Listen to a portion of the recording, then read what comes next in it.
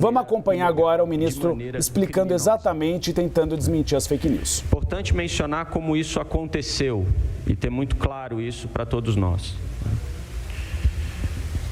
A permissão para o desconto associativo, ela existe desde 1991.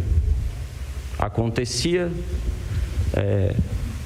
durante muito tempo, aconteceu durante muito tempo, mas a partir de um determinado período, os valores desses descontos, e esse período começa principalmente em 2019, os valores desses descontos começam a aumentar. E começam a aumentar em função, inclusive, de um processo que passou a ser detectado no começo, lá em 2019, inclusive pelo Ministério Público Federal, e que, infelizmente, durante esse tempo todo, não foi criado um sistema de controle dessa dinâmica, né, desses descontos ou de fiscalização desses descontos. Depois de algumas discussões legislativas, alguma evolução no debate, inclusive no Congresso Nacional, em 2022, nós tivemos um momento em que cai por terra a possibilidade ou a exigência de revalidação periódica dessas entidades. Nesse mesmo período, em 2022 e 2021, algumas associações são criadas, pelo que a investigação aponta, com esse objetivo fraudulento que eu acabei de dizer. E vocês já devem ter acompanhado, imagino, todo o desdobramento da operação feita pela Polícia Federal e as investigações e a identificação dos principais responsáveis, potenciais responsáveis por tudo isso. Infelizmente, em 2023 e 2024, essas associações que se organizaram ali naquele período conseguiram perpetuar esses descontos fraudulentos. E aqui é importante dizer e deixar muito claro uma coisa. O presidente Lula nos orienta todo dia, a mim, ao ministro Messias, ao ministro Lewandowski, todos os ministros, mas principalmente, obviamente, aqueles que têm funções de controle, funções relacionadas à agenda de integridade, a não tergiversar em relação ao combate a fraudes, à prevenção de fraudes e ao combate à corrupção e à prevenção à corrupção. Foi o governo do presidente Lula que garantiu e garante a autonomia necessária e fornece os instrumentos para que esses órgãos trabalhem e coíbam esse tipo de coisa. E foi o que aconteceu aqui. A atuação da Controladoria Geral da União, em conjunto com a atuação da Polícia Federal, permitiu o desbaratamento desse esquema, dessa fraude, que lesava os aposentados brasileiros. Essa mensagem é uma mensagem que é importante de ser dita porque ela é verdadeira. E a partir de agora, com a investigação se encaminhando, nós temos algumas medidas que precisamos tomar. Da perspectiva da CGU, cabe apurar os processos de responsabilização, abrir os processos de responsabilização da lei anticorrupção contra as entidades que têm essas suspeitas de fraude e de estarem envolvidas em corrupção. Isso foi feito. E apurar e abrir os processos disciplinares contra os servidores públicos envolvidos, alguns deles. Alguns são de competência da CGU, outros são de competência da AGU. E nós estamos fazendo tudo isso. Abrimos esses processos, abrimos esses procedimentos apuratórios para responsabilização e identificação dos culpados. Essa tarefa, vocês não tenham dúvida, vai ser cumprida, porque o nosso objetivo aqui é investigar tudo isso profundamente e responsabilizar quem precisar ser responsabilizado. Doa quem doer. Então, acho que essa é a minha mensagem inicial. Depois, obviamente, eu estou disponível para responder as perguntas de todos e todas. Obrigado. Muito obrigado, ministro Vinícius Carvalho. Então, passamos agora ao nosso ministro Jorge Messias, pela AGU. Então, Gilberto vai falar primeiro, nosso presidente do INSS. Bem, bom dia a todas as pessoas, bom dia, ministros, bom dia, telespectadores, ouvintes. É um prazer estar aqui com vocês para dar uma prestação de contas ou trazer um projeto que o presidente Lula cobrou na minha primeira convocação para assumir o cargo de presidente do INSS. O primeiro problema era para tentar, de alguma forma, sanar essa situação de eventuais ressarcimentos.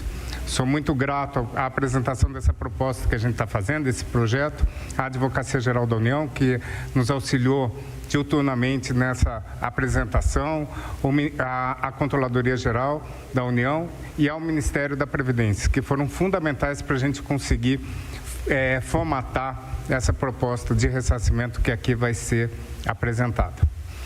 Bom, primeiramente, é importante a gente saber quem é suscetível a estar nessa situação de ressarcimento por descontos em entidades.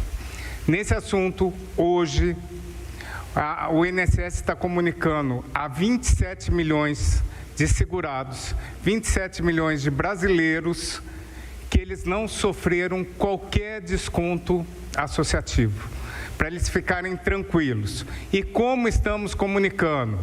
Única e exclusivamente pelo canal Meu INSS.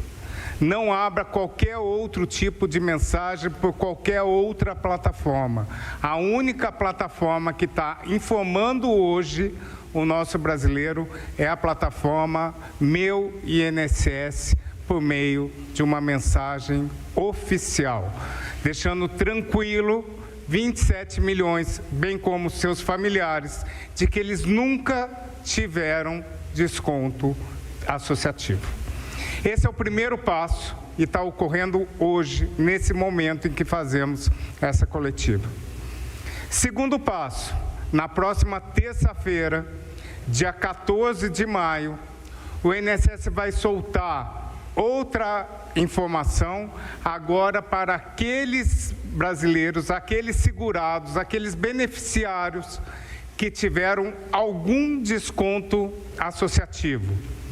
Eles serão informados, eles não precisam correr por nenhum meio, outro meio. Ele será informado pela plataforma Meu INSS. O canal de informação é o canal oficial, o Meu INSS. Não abram e-mails, não abram mensagens de WhatsApp, não abram mensagens de SMS. O INSS não se comunica com você por outro meio que não seja o Meu INSS nesse momento. Bom, o que vamos informar na próxima terça-feira? Vamos informar, você teve desconto. No dia seguinte, dia 14, vai ser disponibilizado 2 canais para que essa pessoa tenha informação de qual associação ele teve o desconto e qual o valor descontado. Meu INSS e Central de Atendimento 135, única e exclusivamente. Ele vai abrir um desses canais, vai informar, você teve um desconto da associação X e o valor descontado no período é tal. Você teve um desconto Y, o valor descontado é tal. É isso que vamos dar transparência. O cidadão, olhando esse dado, ele pode falar, realmente eu fui associado ou eu não fui associado.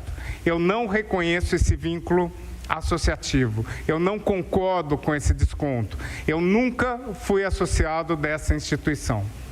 Ao falar que ele não concorda, ele não precisa juntar documento algum. Ele não precisa preencher nada. Ele simplesmente vai clicar e falar: Esse desconto eu não reconheço, eu não autorizei, eu não dei autorização para aquela associação para fazer os meus descontos associativos. Bom, passada essa situação, o sistema automaticamente vai gerar uma cobrança para aquela associação. O INSS vai fazer a defesa do cidadão perante a associação, informando: o nosso segurado, o nosso beneficiário não reconhece esse pagamento. Você, associação, tem 15 dias úteis para duas medidas: comprovar o vínculo, juntando no sistema, e ninguém pode pedir isso ao nosso cidadão. Então, cidadão, se for comunicado pela associação, você não junte nada. A associação tem por dever guardar 3 informações: a comprovação que ele é associado, a comprovação de que ele autorizou a associação a fazer o desconto, e o documento que comprove a identidade do nosso segurado. Havendo essa reclamação de que não reconhece, a associação tem 15 dias úteis para juntar no sistema esse tipo de informação. A associação não juntou essa informação, ela não trouxe essa informação. Ela tem os mesmos 15 dias úteis para fazer o pagamento do valor descontado indevidamente. Como que ela vai fazer? Ela vai fazer na conta do nosso segurado? Ela vai pedir o Pix? Não.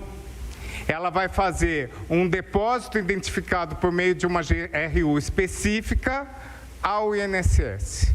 E esse valor vai ser repassado ao segurado pela sua conta do benefício, por meio de folha suplementar. A relação do nosso segurado, a partir do momento que ele reclama que aquela instituição não fez qualquer autorização, não o autorizou, que ele é vítima de um golpe, é a INSS que o defenderá perante a instituição. Não fez o pagamento, não fez a comprovação. O fato vai ser encaminhado à Advocacia Geral da União para as medidas de ressarcimento. O que é importante, por determinação do próprio presidente Lula, ele não quer que nenhum segurado fique no prejuízo, responda por essa roubalheira que o INSS e segurado foram vítimas.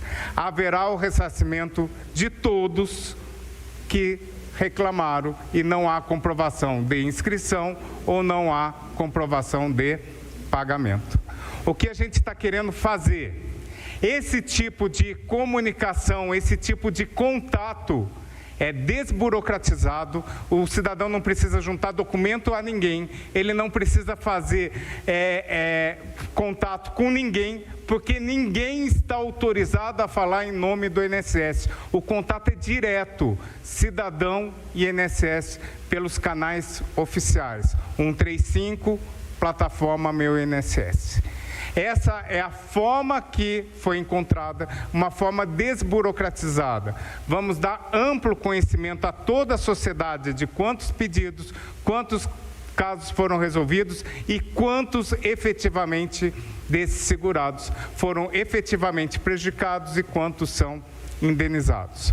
Bom, é assim que vai funcionar o nosso sistema, lembrando: próxima terça-feira, todos os segurados serão avisados.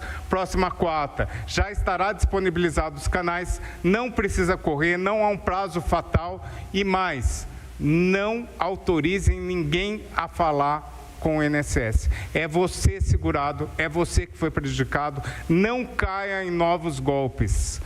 O contato é direto, não precisa se socorrer de nenhum intermediário. Ninguém fala no INSS a não ser você. Obrigado. Muito bem. Obrigado, presidente Gilberto. Vou ouvir agora nosso ministro Jorge Messias. Bom, primeiro eu queria saudar aqui a presença de todos os profissionais de imprensa que nos acompanham.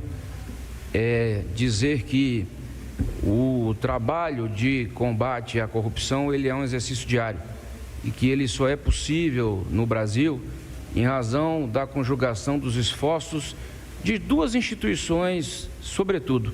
Primeiro, as instituições de controle. Segundo, o exercício pleno da liberdade de imprensa.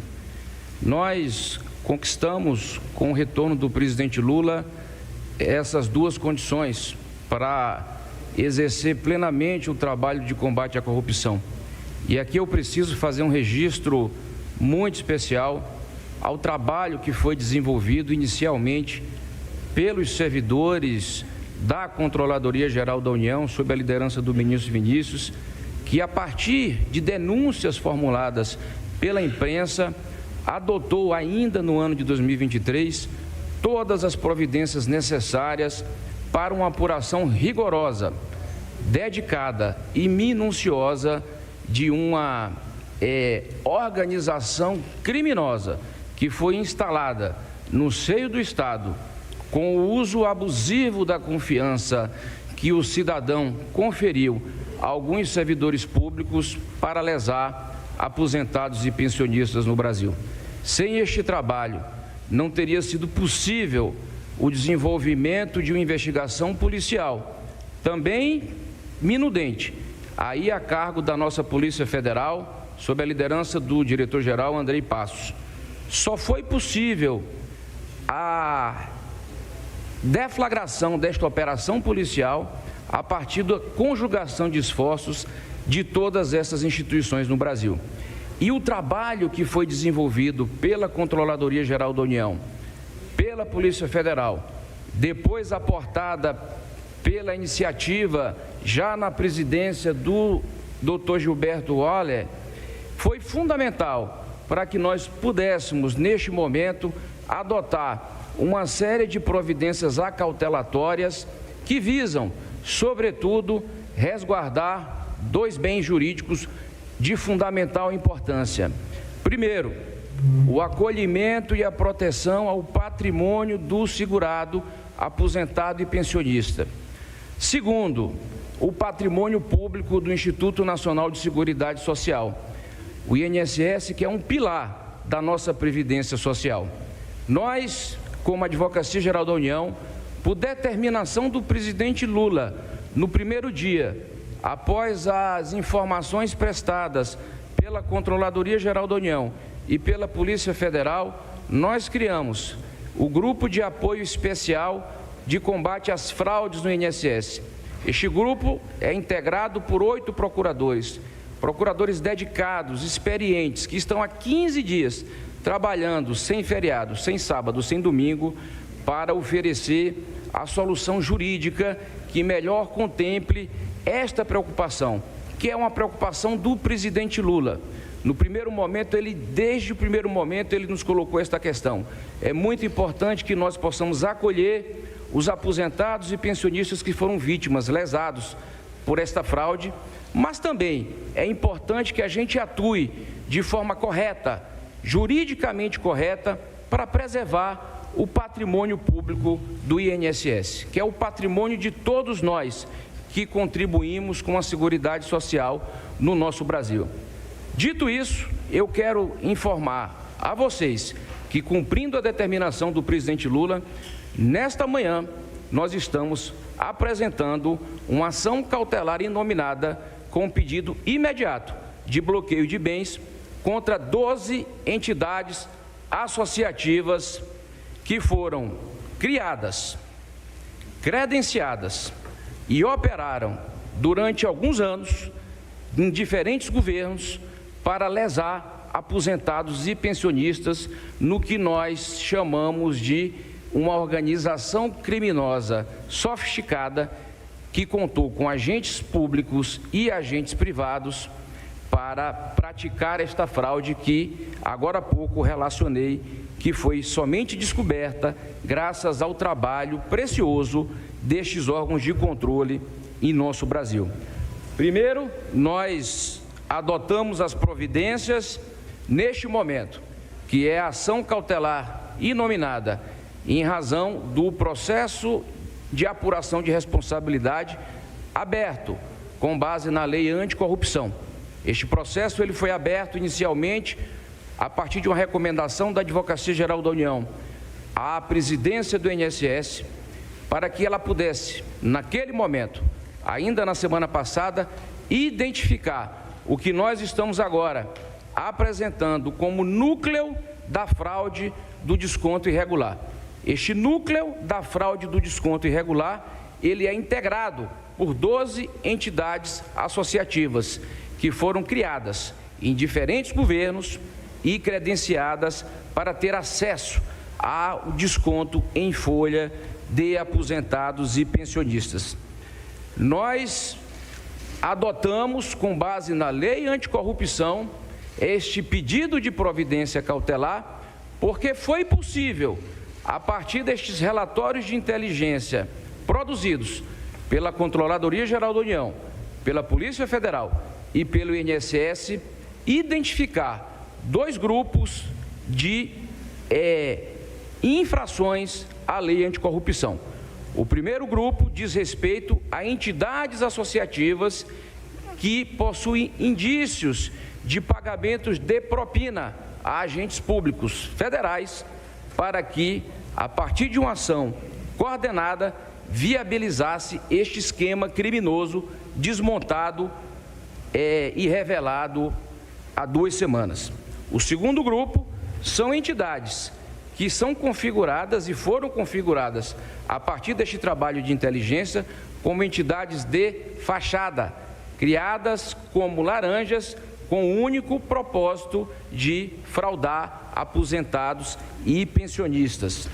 A ação judicial, portanto, ela se dá em razão da identificação deste grupo de entidades e o enquadramento deste grupo de entidades na lei anticorrupção.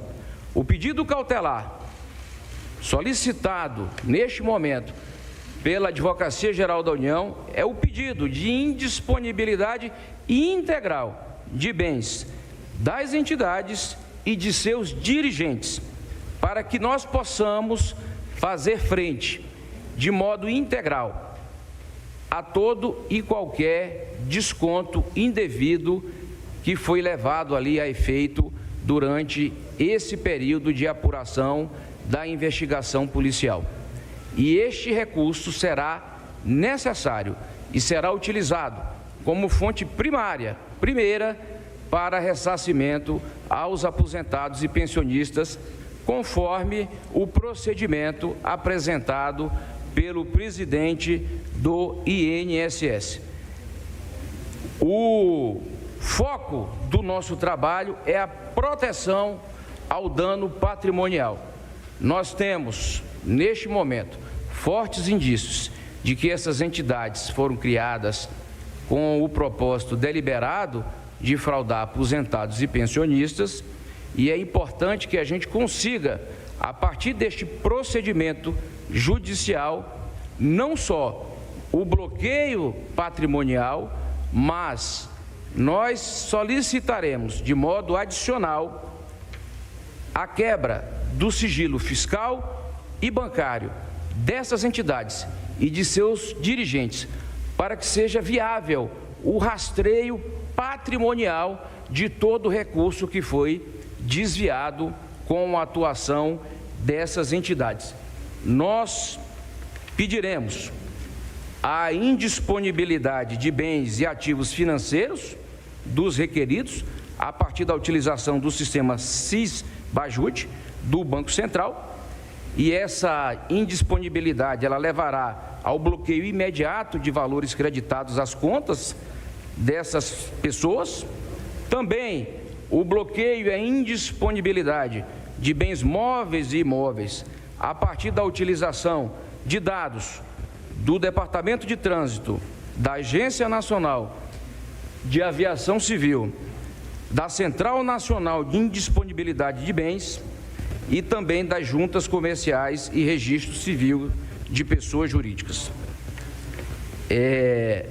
Nós consolidamos os nossos pedidos da seguinte forma, e nós adotamos uma estratégia para que nós tivéssemos, evidentemente, a maior eficácia na perspectiva do bloqueio de bens.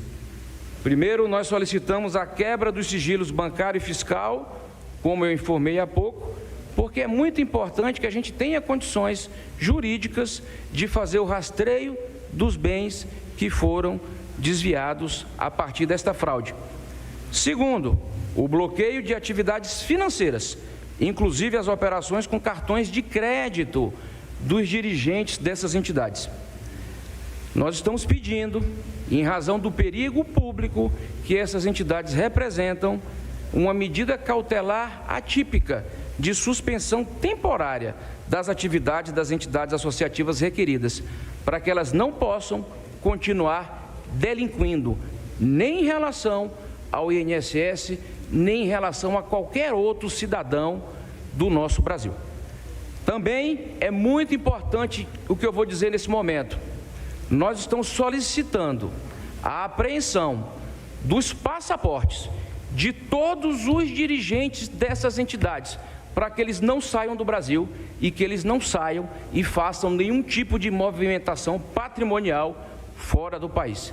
Há forte suspeita, a partir dos relatos que nós temos nos dados de investigação, de que há uma estratégia de ocultação patrimonial fora do Brasil, conforme nós temos notícia dos relatórios de inteligência. Também, nós estamos adotando um pedido de expedição de ofício às corretoras de criptomoedas, com o objetivo de localizar e penhorar valores eventualmente existentes. Há fortes indícios de que este grupo, esta organização criminosa, esteja utilizando criptomoedas para o desvio patrimonial da fraude perpetrada contra aposentados e pensionistas. Nós, neste momento, queremos detalhar que essa estratégia processual que nós adotamos hoje, ela só foi possível porque nós conseguimos amealhar indícios suficientes para qualificar este grupo como o grupo que integra o núcleo da fraude e, portanto, está sujeito à lei anticorrupção. Em boa hora, a Controladoria Geral da União avocou os processos de responsabilização e atuará com todo rigor para que estes processos de responsabilização, com base na lei anticorrupção, sejam concluídos o mais rápido possível, porque nós teremos em 30 dias que ajuizar a ação principal contra estas entidades associativas e seus dirigentes. É muito importante que a gente diga neste momento que nós estamos trabalhando com base em fotografia, porque, evidentemente, como todos sabem, a operação policial, a investigação policial ainda está em curso. Eu quero dizer isso por uma seguinte razão. É muito possível, e a gente precisa deixar claro, que este seja o primeiro bloco de ações cautelares que nós estamos iniciando. Porque na medida em que novas informações advindas do trabalho realizado pela Controladoria Geral da União, bem como o trabalho de investigação policial, seja acrescido ao trabalho já iniciado e que isso nos leve, evidentemente, à adoção de outras medidas cautelares contra outras entidades, se eventualmente o trabalho de inteligência policial identificar a adequação dos requisitos legais que ora citei. Eu gostaria de dizer que as entidades associativas são as entidades associativas que a imprensa já teve acesso a partir da divulgação pelo INSS e da determinação da Controladoria Geral da União. De qualquer forma, orientei a minha assessoria de comunicação a distribuir de forma indistinta para a imprensa neste momento um release, onde consta de forma detalhada as entidades, o ato lesivo enquadrado, a data de celebração do ACT e o impacto estimado.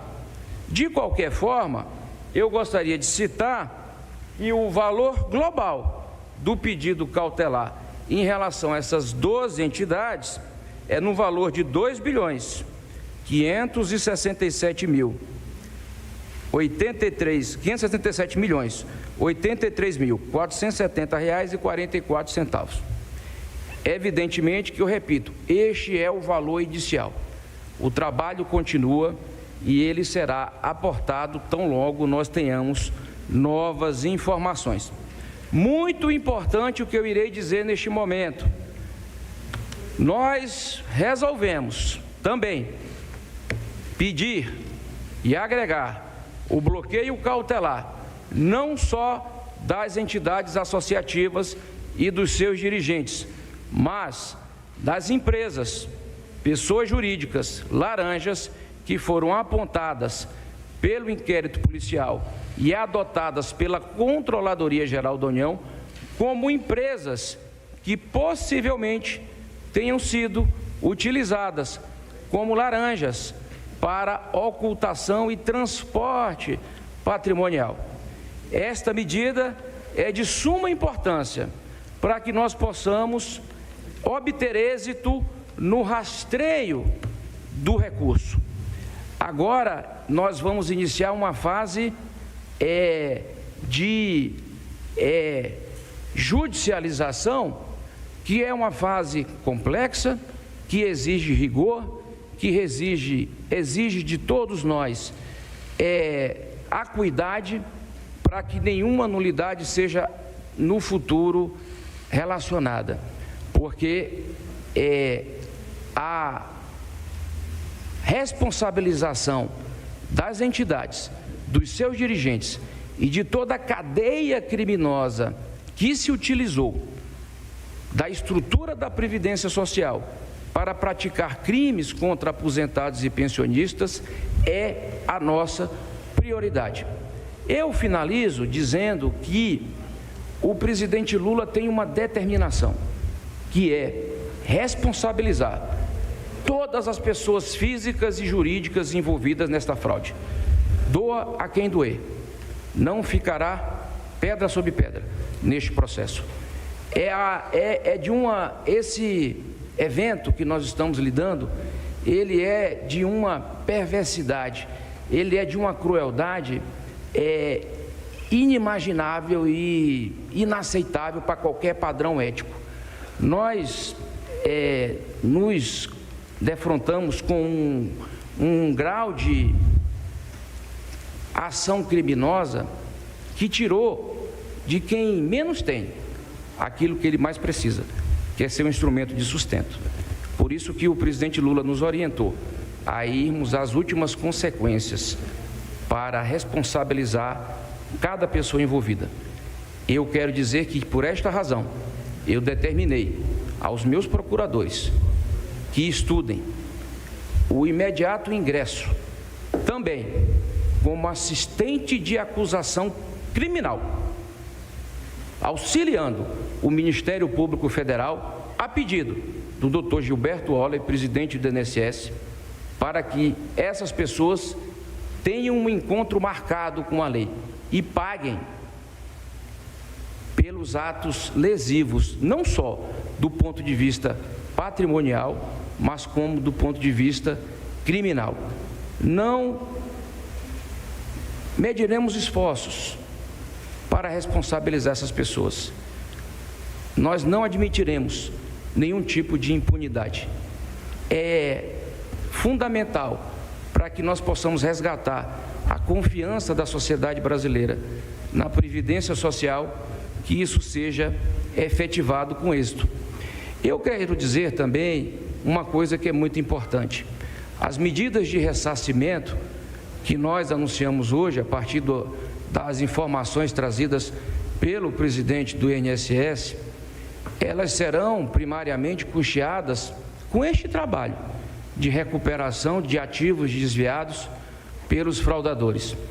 E se eventualmente a União, o Tesouro Nacional tiver de arcar com qualquer custo, isso não significa que nós não prosseguiremos com o trabalho de buscar o regresso de cada centavo utilizado para pagar os aposentados e pensionistas.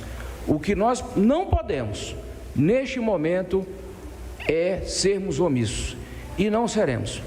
Neste momento, nós preferimos, em caráter excepcional, atuar para compensar cada vítima que foi lesada por este escândalo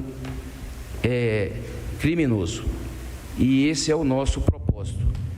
Não é simples, gente, é um trabalho monumental e que nós queremos convidar vocês, como imprensa, que continuem conosco, acompanhando este trabalho, apurando. Nós não temos todas as informações, nós precisamos de mais informações. E na medida em que essas informações sejam apresentadas, nós poderemos ter mais instrumentos para adotar as medidas necessárias para preservar o interesse da sociedade brasileira. Está muito claro que uma tecnologia criminosa, um modelo criminoso, uma engenharia criminosa foi montada pelo governo anterior, foi montada nos estertores do governo anterior. Nós conseguimos desbaratar esta fraude, mas eu quero dizer para vocês que também não foi fácil.